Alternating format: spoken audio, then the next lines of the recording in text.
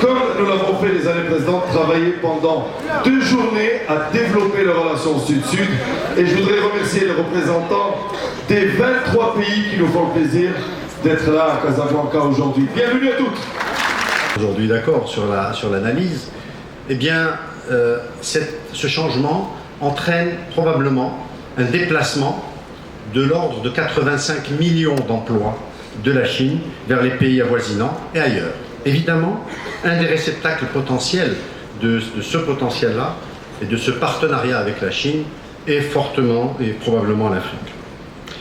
Donc, je perçois aussi un changement profond qui est la position de mes homologues africains.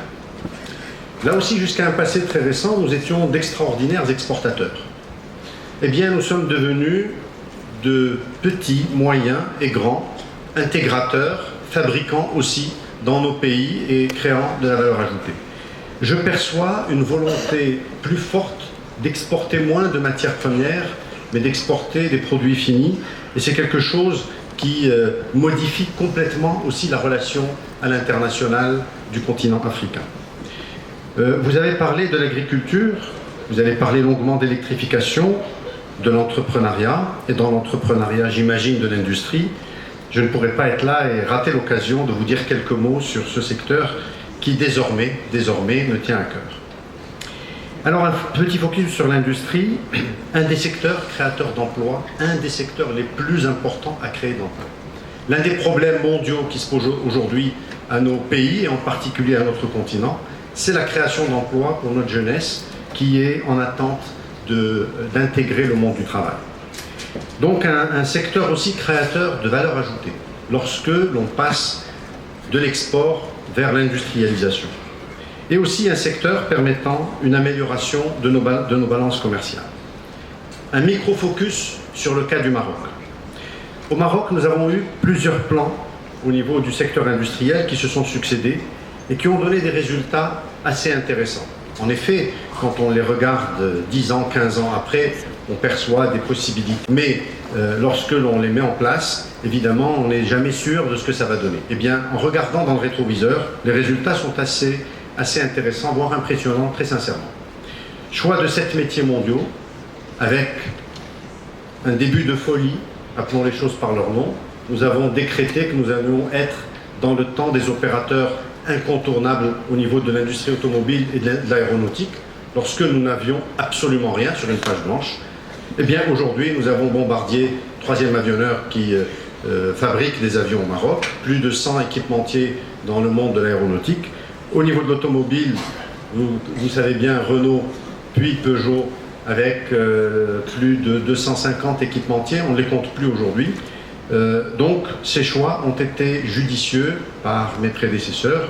Je voudrais ici les remercier pour ce qui a été fait et leur dire qu'ils m'ont laissé beaucoup de travail. Ce que je vais faire pour mon successeur, ne vous inquiétez pas. Et donc, à partir de là, et à partir des briques que nous avons trouvées, on s'est dit qu'est-ce qu'on pouvait faire pour changer de vitesse. Eh bien, nous avons suggéré ce plan d'accélération industrielle avec les écosystèmes et des engagements. Personne ne nous avait demandé d'engagement.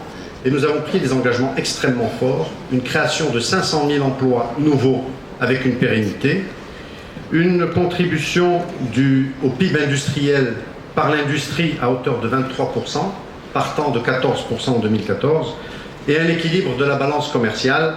Je dirais là aussi merci au baril de pétrole, mais quand même, l'export, prenons le cas de l'automobile, il est passé de pas grand-chose. Nous sommes aujourd'hui à 50 milliards de dirhams, 5 milliards d'euros d'export, et avec des perspectives en 2020 de 100 milliards d'export, donc vraiment de retransformer la balance commerciale.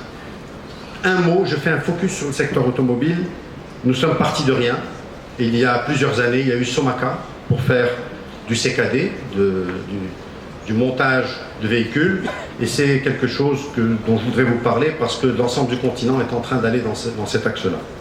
Puis est arrivé Renault, constructeur qui a créé quelques équipementiers. Puis PSA, constructeur avec un engagement de taux d'intégration, ce que nous n'avions pas avec Renault, de 60% au début, à l'ouverture de l'usine, à 80%, ce qui a créé véritablement un changement, avec un engagement de 1500 ingénieurs en recherche et développement, construction de 200 000 moteurs, et cela a changé complètement la configuration du secteur industriel automobile marocain.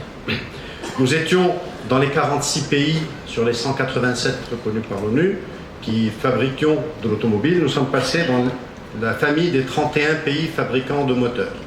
Ce cycle, CKD, constructeurs, fabricants de moteurs, prend en moyenne pour les 31 pays, a pris 17 ans.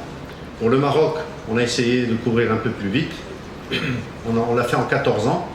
Et comme on dit à l'école, peut mieux faire, donc on va essayer d'être plus performant la prochaine fois. Alors cette coopération sud-sud tant souhaitée, eh bien, nous y croyons fortement. D'abord, ce sont des instructions claires et fermes de Sa Majesté le Roi, que Dieu l'assiste. Nous avons des lignes directrices qui sont très claires, donc nous travaillons à livre ouvert avec l'ensemble de nos confrères. Nous avons des opérateurs marocains qui ont déjà opéré ce type de choses. Je prends le cas du secteur des centres d'appel. Les centres d'appel au Maroc ont déjà créé des filiales depuis longtemps en Afrique avec une vraie complémentarité et une compétitivité extrêmement importante. Dans ce type de relation sud-sud, il y a les vœux pieux et il y a la partie business. Eh bien, les gens ne regardent que le volet business, ne vous méprenez pas. Si les systèmes n'ont pas d'intérêt pour les opérateurs, ils ne les utiliseront pas.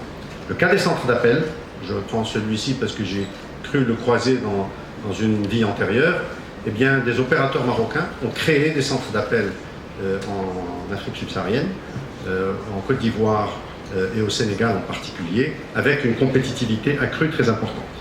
Ce que je souhaiterais lancer ici, c'est cette même intégration doit se faire au niveau de l'industrie. Par exemple, je reviens à l'industrie automobile, je ne voulais pas m'étendre encore plus, parce que je voulais prendre un seul secteur. Dans ce secteur-là, nous l'avons vécu, je vous ai dit que l'expérience a été en moyenne de 17 ans pour ce cycle.